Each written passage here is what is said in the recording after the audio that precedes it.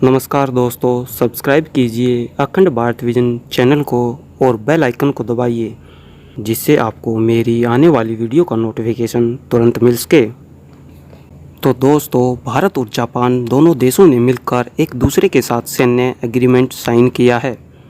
दोस्तों, इस एग्रीमेंट में ऐसा क्या खास है जिससे चाइना की अभी से हवा टाइट हो गई है।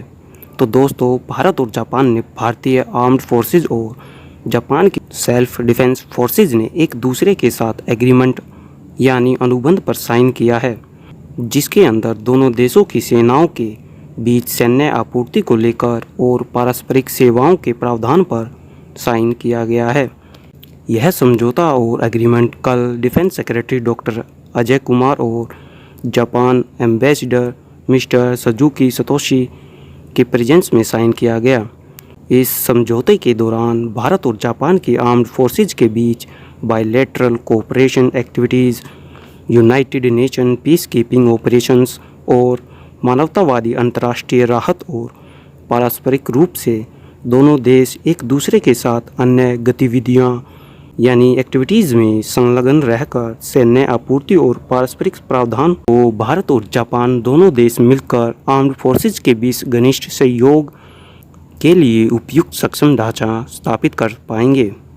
तो दोस्तों, ये जो एग्रीमेंट हुआ है, ये अनुबंध दोनों देशों के सैन्य आर्म्ड फोर्सेज के बीच बायलैटरल डिफेंस एंगेजमेंट को बढ़ाएगा। और यही नहीं दोस्तों, इस अनुबंध के द्वारा दोनों देशों के बीच special strategic and global partnership को भी एक नई दिशा मिलेगी। तो दोस्तों, इस एग्रीमेंट यानी अनुबंध का एक मुख्य कारण चाइना को देखा जा रहा है। चाइना अपने अल्लड़ रवैये और वन चाइना पॉलिसी के कारण अपने क्षेत्र की सीमाओं में संयोजित न रहकर अपने पड़ोसी देशों की सीमाओं पर बुरी नज़र रख उन पर कब्जा करता है। तो दोस्तों, दोनों देशों के साथ चाइना के संबंध अब इतने खराब हैं कि दोनों देश युद्ध की कगार पर बैठे हैं। न जाने कब दोनों देशों के बीच युद्ध शुरू हो जाए। दोस्तों, आपको पता ही है कि भारत और चाइना के बीच पूर्वी लद्दाख में हालात कितने बेकाबू हैं। चाइना हर रोज़ अपनी सेनाओं के सहारे भारतीय क्षेत्र में घुसपैठ करने की कोशिश करता है और दोस्तों हमेशा मुंह की खाकर वापस लौट जाता है।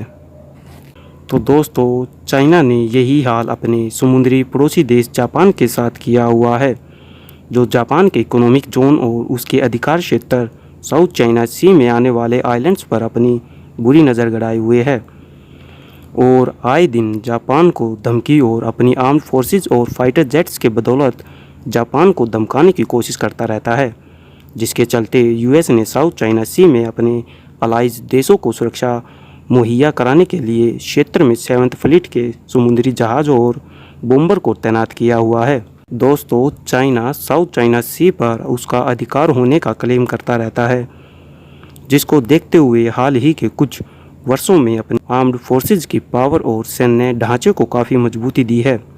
तो दोस्तों, जिसके कारण साउथ चाइना सी में बढ़ते असंतुलन और अशांति के लिए भारत, जापान, ऑस्ट्रेलिया और यूएस चारों देशों ने क्षेत्र में शांति स्थापित करने के लिए क्वाड ग्रुप को बनाया है।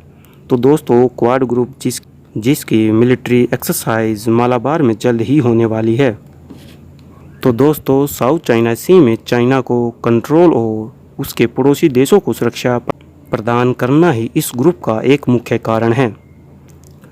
दोस्तों, भारत और जापान के बीच हुए एग्रीमेंट के चलते अब दोनों देशों की सेनाएं एक दूसरे के बेसिस और मिलिट्री इक्विपमेंट को और इंटेलिजेंस इंफॉर्मेशन को एक दूसरे के साथ साझा कर पाएंगे।